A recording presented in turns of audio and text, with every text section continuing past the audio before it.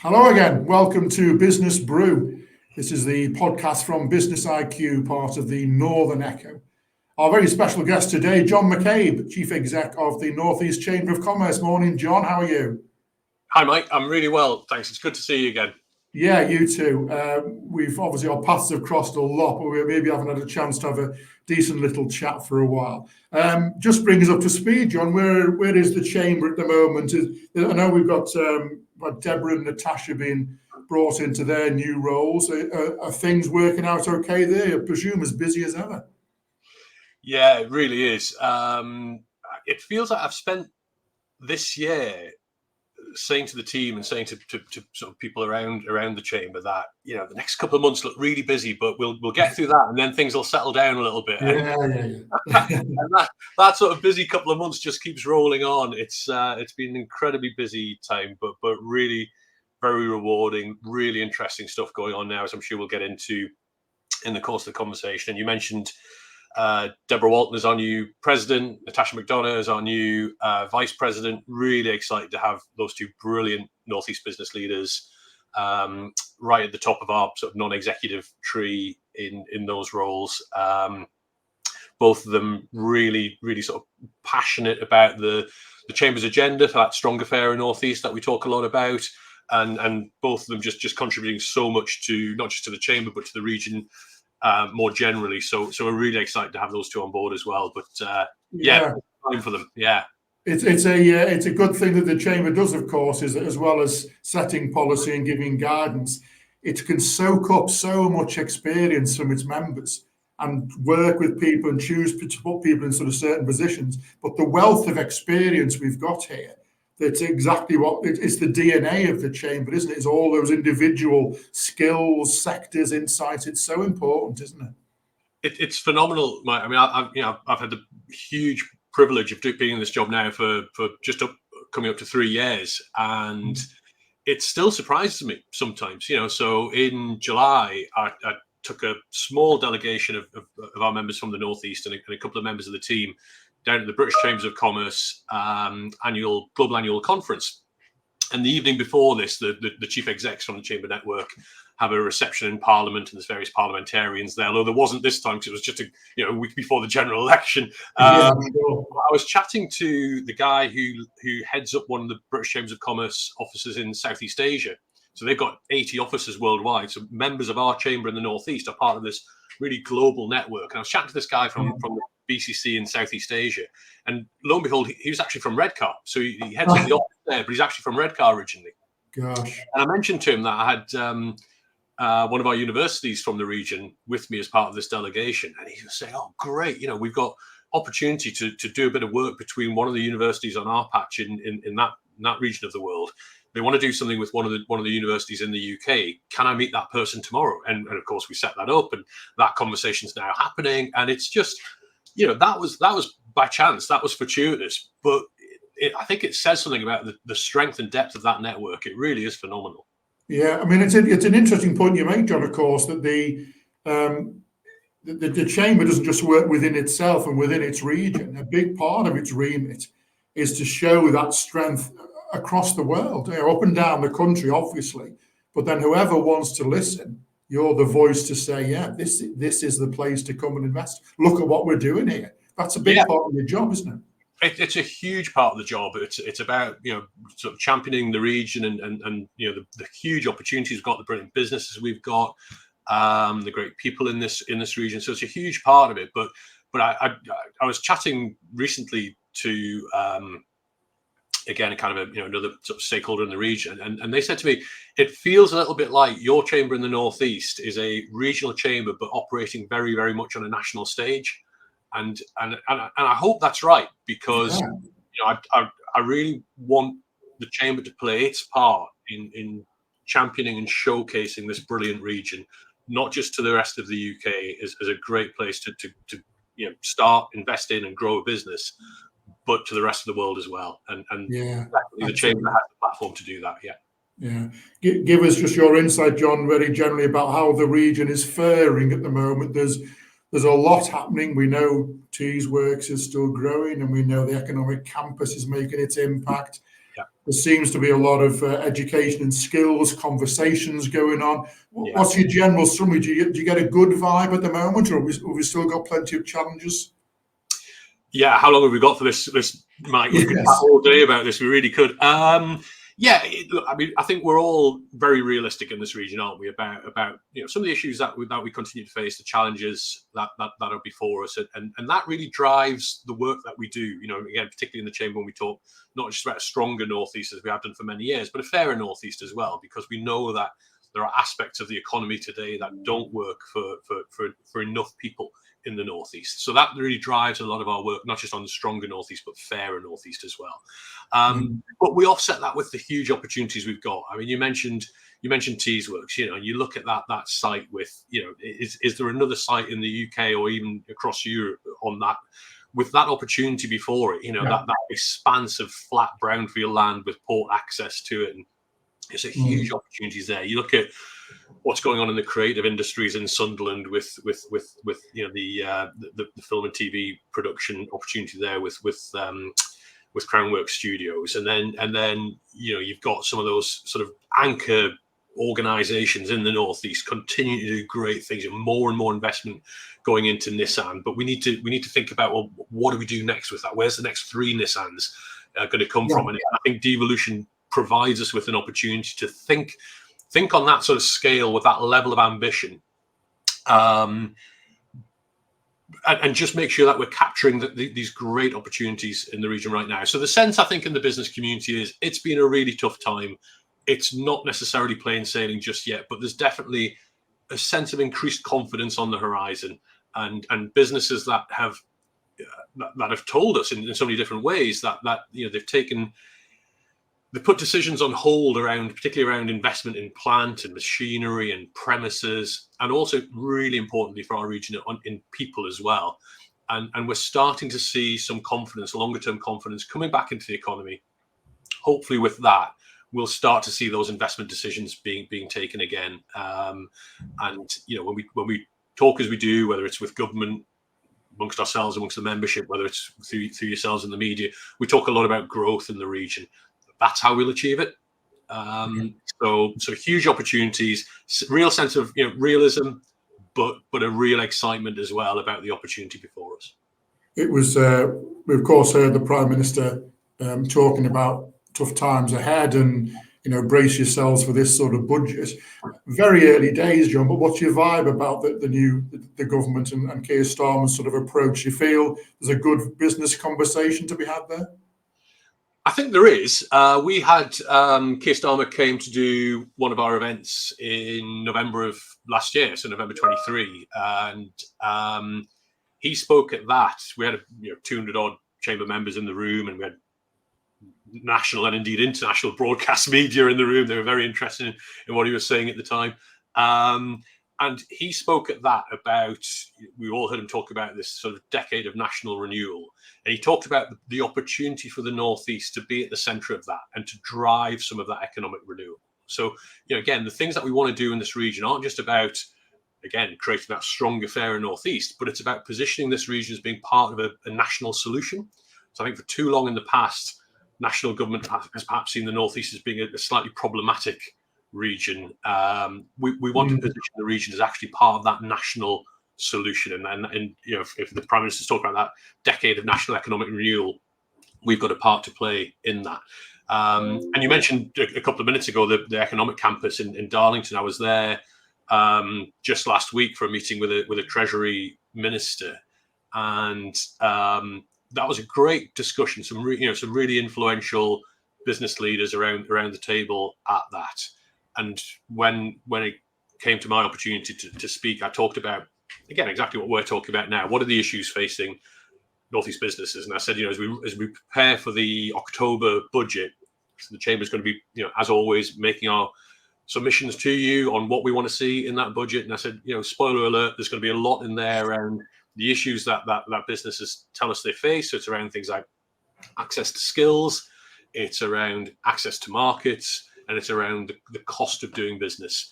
And rather than just saying these are the problems that businesses face, we also want to talk to you about what could we do together to Mm. solve those problems? And it's not always about spending money, because I think we all accept, there's not a huge amount of money in the public purse right now. It's about levers of government that can be pulled. It's about how government nationally works with us as a region, collaboratively. And I think, by taking that approach into these conversations with national government, we can really start to make some headway. Yeah, it's really well put, John. That I think, as you say, we were a bit of a challenge for people, and they weren't sure about us, and maybe we were that awkward little bit in the corner. And now we can quite confidently stand up and say, oh, bring it on. Look at what we're doing here. Look at the confidence, the progress. We just want more of that. It's our own attitudes changed, I think, hasn't it?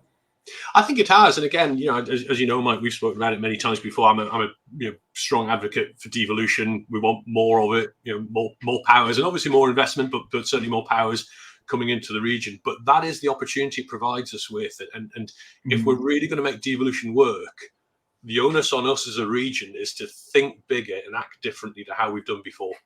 And again, I come back to that challenge around, how do we make sure that Nissan continues to make its investments in the region, because this is the best place for it to be doing that? But how do we attract the next 3 Nissans? Not necessarily in that sector, but how do we attract the next 3 or 4 opportunities on that sort of scale? Yeah, I had a conversation around the turn of the year with a guy who used to work at the Bank of England, and he was telling me, he said, the Northeast, he said, you don't necessarily get much from government, but what you get from government, you multiply every pound by 3, and you kind of, you pat yourselves on the back for that. And I think we have. Yeah. But is that changing lives? Is that changing the economy in the region for the long term? And he said, I would challenge you to think about, how do you, rather than apply a multiplier of 3, how do you apply a multiplier of 20 to every pound you get from government? Because he said, once you're starting to achieve that, you really are starting to change economies long term, changing people's prospects long term. So that I think is the order of magnitude. That's the level of ambition we need in the region. Yeah, we can do that. We can. We talk about, you quite rightly mentioned devolution, the power of devolution. Let's talk about Kim McGuinness and the Northeast Combined Authority. I mean, a very general take on that is that with David Skate in North Yorkshire, and with Ben, and now with Kim, sure, I would imagine that the general conversation is easier now, because you've got 3 particular areas, 3 ways into conversations about investment, jobs, and that sort of thing. And I suppose the thing you need to say as well is that while David and Ben have their authorities at a certain level, Kim has this massive task of trying to unite and bring together these powerhouses across her combined authority. What's your take? I see it completely as good news, of course, that she's that person running that authority. But my goodness, that's a challenge ahead of her, isn't it?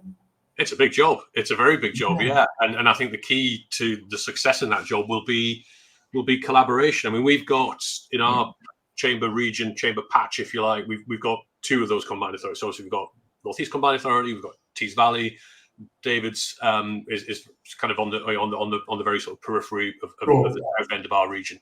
The key thing for us is how do we get those 2 combined authorities collaborating and working together where it's in that mutual interest? Because I firmly believe the success of one is based very, very much on the success and the prosperity of the other as well. Because we all know, don't we, that businesses don't necessarily follow the same sort of boundaries that government, whether it's local or national, puts in place. So a business on Teesside will employ people in Durham, and it'll have customers in Berwick, and it'll have a supply chain, in Sunderland. And we've therefore got to make sure that while we can absolutely accommodate these 2 combined authorities, 2 mayors, and right now 2 mayors from 2 different parties, we can absolutely accommodate that.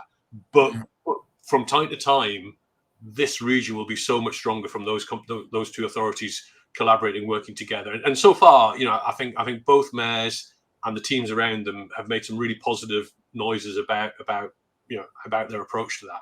In terms of, specifically, you asked about Kim and the Northeast Combined Authority. Again, I take a lot of encouragement there from the speed at which that has actually come about, because We nearly got there in, what was it, 2016, 2017. Yeah. And then that devolution deal didn't work. And then the three North Tyne authorities said, well, we think there's something still in this, so let's go with it. So they did. And I think that was to their great credit. I think it's to the great credit of all seven that within one term of that North Tyne Combined Authority, we've now extended it to those seven authorities outside of Teesside, and have got a deal which is, by most measures, the biggest devolution deal, per head of population and all of that, the biggest devolution deal in England. And I think to do that in one term, if you and I had been having this conversation, just after that 2019 North Tyne mayoral election, we probably wouldn't have anticipated that would be where we are today. So I think it's to the huge credit of the local authority leaders, the chief execs, who kept that show on the road and have delivered this huge devolution deal. And Kim McGuinness, as our elected mayor now, has a huge task in front of her, but I think she will find, I know she is already finding, that there's a real sense of collaboration and an appetite to work with her to deliver this agenda and achieve all that this great region can. Yeah, I think collaboration and teamwork it's always been a strong point for this region, and now all the more people are looking at us and saying, okay, here's a substantial amount of money, here's investment, here's confidence in you. But as you say, it'll only work if we work together. I tend to be a very optimistic sort of person, but my sort of take on it is that, as I say, we have this sort of opportunity and an amazing chance, but in the great scheme of things, it's quite a small window of opportunity. Teesworks is the same sort of thing. The impact of the economic campus, what Teesworks can do, and what Kim and the combined authorities can do. In the great scheme of things, we have a number of years in which we have to get this right, because we may never be presented with this sort of opportunity again. I 100% agree, Mike. And also, again, coming back to those issues that we have as a region, these are real priority issues to address now. If you look at, again, what I love most about my job is the opportunity to talk about all the great things in this region. But let's not get away from the fact that we've got appallingly high levels of child poverty in the region. We've got health inequalities that undoubtedly have an impact on the economy and vice versa. We've got average wage levels that are behind the national averages. We're behind on some educational achievement metrics. So we've got some issues that we urgently need to address, because fundamentally we look at a lot of kind of economic data and we generate a lot of that ourselves through things like our economic surveys that we carry out. The one sort of, if you like, glaring red light on the dashboard that I see is that sort of economic inactivity level, where it's around 27% today in the northeast of adult working age population on either in work nor looking for work, and that's a failure of an economic structure, because you offset that with pretty much every employer I speak to will tell me we've got vacancies and we're really struggling to fill them. But we've also got people who, for whatever reason, and there are various reasons, and they're complicated, these are complicated things to deal with, are choosing not to be in the economy right now because there are just too many barriers to them participating. And we need to remove those barriers. So we need to, if you take just two obvious examples, if you like, at the younger, predominantly at the younger end of the age demographic, childcare costs are just prohibitively high for too many people, and therefore you've got great people who've started a family.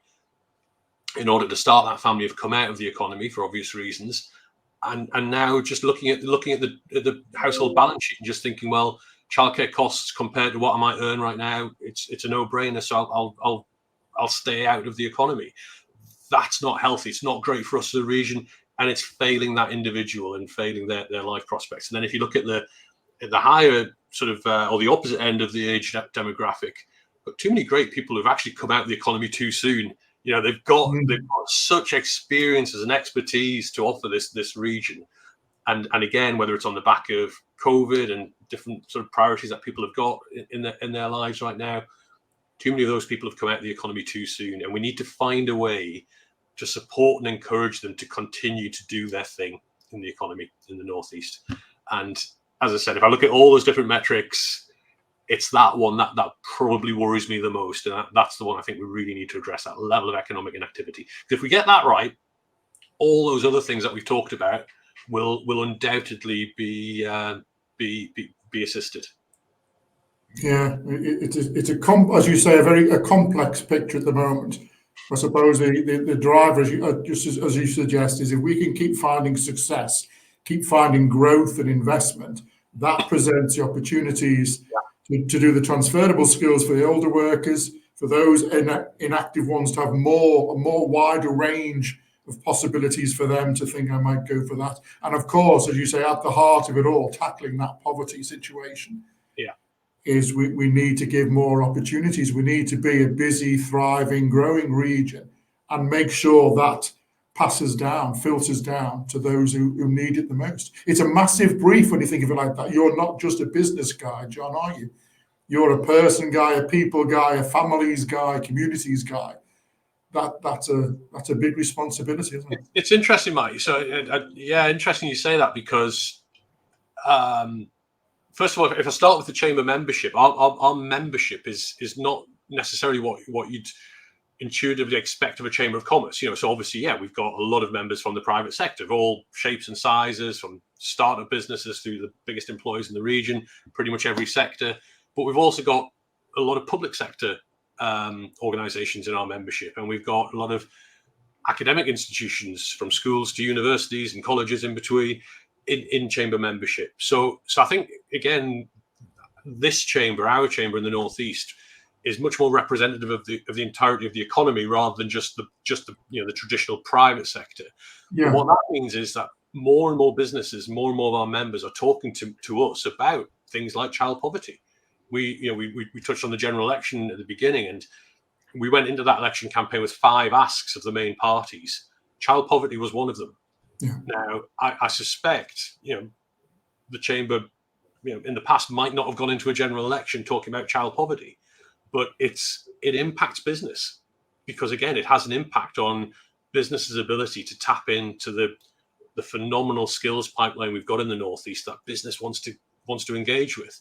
So, we do talk about child poverty, and we talk about health inequalities and so many other things, because they impact the economy, and the economy impacts those issues. So it's a really important part of our work. Okay. Just a couple of more things before I let you get back to all that work. I want to get your take on the skills pipeline. This is a thing that I keep rabbiting on about now, done for years, as everybody else does. That needing to get the kids aware, the young people aware of the opportunities, get them on the right courses, then be talking to the employers really early on, so that the timing of when they're available for work fits in with sort of contracts and all that. We've never, my general sense of it, for what it's worth, is that it's always been a challenge to glue all that together and not have any leaking from any of the joints. But I sort of think we're getting there more at the moment. I think that conversation between industry and educators is possibly closer than it's ever been. And so maybe we're getting that sort of pipeline sorted out. What's your take on it, John? Yeah, Mike, you've hit the nail on the head. And again, the chamber has been very active and remains very active in that discourse. So we've delivered to local skills improvement plans. We call them LSIPs, local skills improvement plans. So these are Department for Education initiatives to really address exactly what you described. How do you bridge that gap between what employers tell us all that they need, not just for today, but they're going to need in 5, 10, and 15 years' time in that skills pipeline, and what the training and skills providers are kind of doing at their really important end of that discussion as well. And how do we bring those two together so that we're starting to plan better for that long term? And it's the example that we talk a lot about in the chamber. I'll just briefly sort of set it out for you. Is it's really important that we think about how do we upskill our economy as well as in part reskill it. And by that, what we mean is, if we're going to build, for example, a part of the Northeast economy on the future of hydrogen technology in the region, and we're going to be building hydrogen plants, we're going to need welders to weld those plants together. And you'd better get skilled welders who can do that properly in that environment, because if a hydrogen plant isn't welded together properly, it doesn't end well. Yeah. And so it's not enough for us just to say, oh, we've got X number of welders in the region. How many have those additional skills? How many have been upskilled to enable them to weld in those particular circumstances? How many engineers have we got who are brilliant engineers onshore, but we're going to need them to be working on offshore wind farms and floating wind farms? So it's about how do we upskill that economy as well. So these local skills improvement plans are all about doing exactly that, putting business, putting employers at the heart of the skills conversation, so that together with skills and training providers, we can start thinking now about what we're going to need in 5, 10, 15 years time around those key sectors that we're going to build the economy around. So it's a huge part of our work. Yeah, absolutely vital thing, I think. Touched on health and well-being. What about, I seem to see more pictures of you in a tracksuit or a pair of shorts recently. Are you still keeping up with the running? Is it, because that's not being too flippant, but keeping ourselves fit and active and health and well-being is important. That's just sort of your way of getting out of things a little bit, is it, John? Yeah, well, first of all, apologies, Mike, if you see me in pictures in shorts and a tracksuit. Nobody wants to see that, do they? So apologies for that. No, I love it. I describe myself as a keen but not particularly able runner. So I do my park run every week. I'm a member of my local running club. Today, actually, I kid you not, today is the first anniversary of my membership of that running club. And it's been brilliant for me. It's because it is a busy job. There's a lot to think about. Running is my time when I can just kind of get out there, whatever the weather, put the trainers on and just go for a good sort of mind clearing run. And where I used to do that alone and individually, now I do it with a group of runners, again, of all sorts of abilities, of all sorts of ages and backgrounds. And I absolutely love it. It's such an important time for me. So I'll be at my running club this evening doing a hills session, I think is what's planned for this evening. Lord, that sounds terrible. And then, of course, Great North Run in, a week and a half's time. So looking forward to that.